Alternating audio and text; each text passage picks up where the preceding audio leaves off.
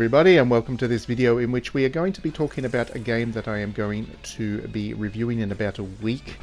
It is called Warborn, and it comes to us from PQube Games as the publisher, and the developer's name is Rare Drop Games. I believe that is a UK developer, and yeah, this is a strategy game. I can't actually review it just yet. The embargo lifts, I believe, in about a week on the 10th.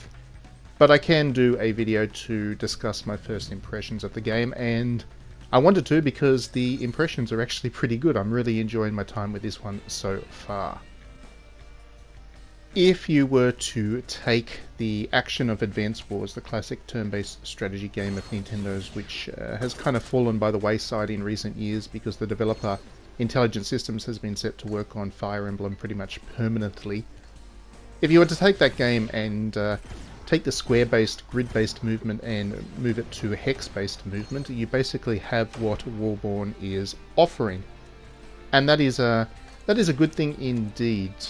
Hexes as a strategy concept actually superior, I find, to square-based grids. There's a lot of tactical nuance to hexes, which the additional movement and things just broaden the range of tactical options, I guess. So just on that principle alone, this game certainly takes inspiration from Advance Wars, but does something interesting to mix it up. And I've really found that engaging right from the start. But otherwise, the game really does work just like Advance Wars. You start off most maps with either a few units or an empty environment and a base with which to build new units. And you're set the goal of basically wiping the other side out and or capturing all of their bases. In addition to that, you have a commander who has their own special abilities. You can either use those abilities at certain moments when you've built up a bar far enough and they can have a battlefield-wide effect, or you can actually summon the leader to the battlefield to participate directly, and they have some pretty powerful abilities of their own, making them a particularly useful unit.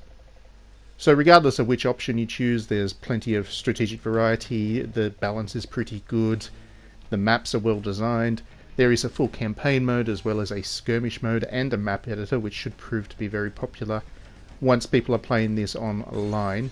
And I can certainly see this game building an audience. It's also very attractive on the eye, as you can see.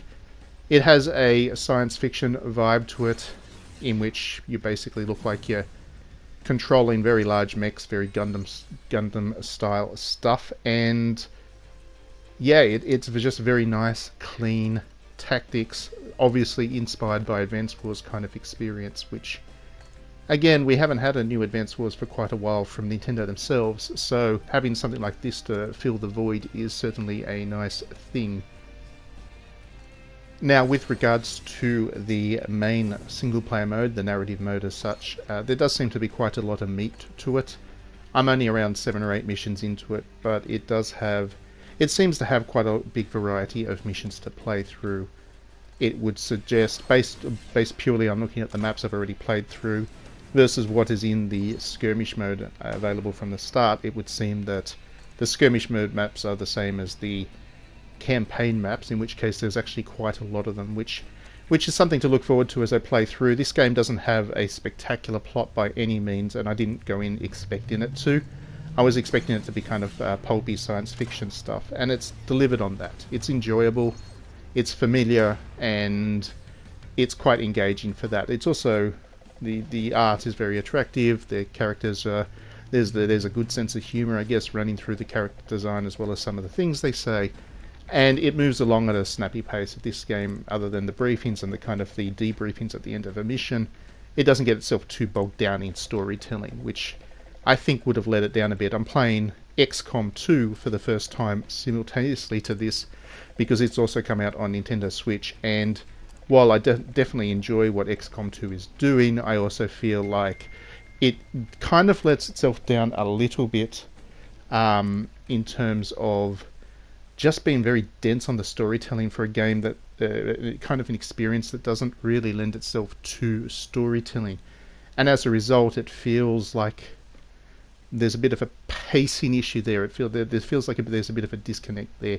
This Warborn game is certainly much cleaner, much more straightforward, and it delivers on what you were going into it for much better, I feel. That's not to say that I will necessarily rate this higher than XCOM 2 come review time. I'm still not entirely sure what review score I will give Warborn. I've got to play more of it to find out. But I feel like the focus and the intent of this game is delivered in a way that is really engaging and really enjoyable. So for now, I'm certainly finding this game to be a truer kind of tactic strategy game, I guess, than the more narrative orientated XCOM 2. Now, with that being said, XCOM 2 certainly has some big advantages of its own, and one of them is the complexity of it as a strategic experience, as a tactical game. There's so much depth to XCOM 2 that it's kind of hard to put down once you start playing. And that is my kind of concern with Warborn at this stage. When I dip into the skirmish mode just to play with all the units unlocked right from the start, there doesn't seem to be that many of them. So while I expected in the campaign to have a slow build-up of units where I'd only have access to one or two different types of units at the start, but as the game went on I'd get access to more and more of them, with the skirmish mode I kind of expect everything to be there up front, and it does seem to be the case, in which case there's only about a dozen different units to choose between, and there's only 4 different commanders that you can use to play with. Now, I can imagine why the developer did that, and that is because they wanted to maintain balance and ensure that there was nothing that was kind of unbalancing to the experience, so that different tactics will work, whether you want to build a lot of kind of cheap units and swarm attack the enemy, or you want to try and preserve your units through healers so that each one lasts for a longer period of time, or even if you wanted to just kind of save up and go heavy with the really expensive units and just hope to take out a lot of enemies at once. The game does seem to be very carefully balanced to make sure that all of these tactical options are there, and that every unit that is available to you has some kind of use if you're going to integrate them into the strategy. So I do like that. I like my strategy games to feel like every option is a viable one. I can't stand it when I have to play a strategy game where soon enough certain units feel like they don't have a point to being on the battlefield. And even Advanced Wars, as much as I enjoy it, was certainly guilty of that. There were a couple of units in every Advanced Wars game where I just couldn't work out what role they had on the battlefield, if any, and I'd feel like that would be the case for most other people, because I'm certainly not a beginner to strategy games, and I would suggest that if I struggle to find a use for a unit in a strategy game, then most other people would, especially when I go looking for them. If I get really hooked on a strategy game, then I like to spend a lot of time pouring through the same maps and kind of trying different strategies and different techniques to see how that adjusts the gameplay experience. And I certainly did that with Advanced Wars, and like I said, I came up with some units that I just couldn't seem to make work. That's not the case with Warborn. I feel like every single unit has its place on the battlefield, and people will enjoy using their favourites and building strategies around those favourite units.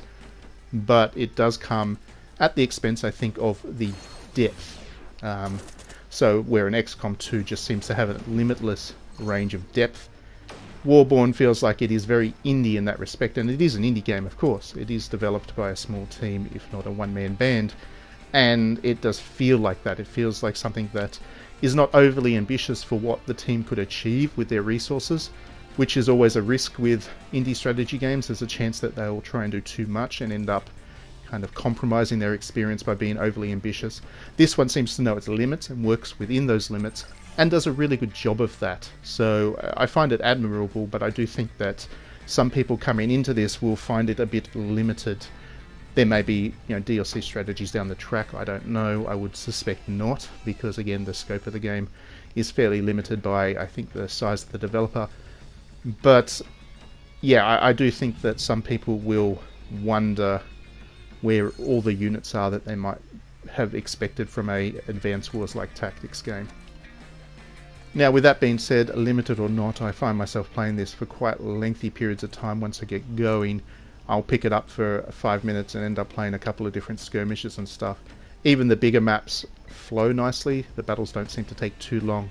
They don't become too much of a grind, like was a problem with some Advanced Wars games where you could almost have a stalemate position and have to spend dozens of turns trying to work your way through that. This game is much more about efficiency and rewarding, aggressive, smart tactics. So you won't get into too many situations where you get stuck and bogged down and grindy with this one, which is a good thing, I think. Anyway, that's enough of this preview. Thank you very much for watching. Do let me know if you're interested in this game.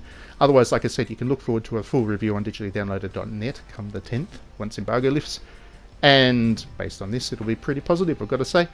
Otherwise, yeah, have a good week for the rest of the week, peoples. Please do like and subscribe if you enjoyed my videos. That way you won't miss any.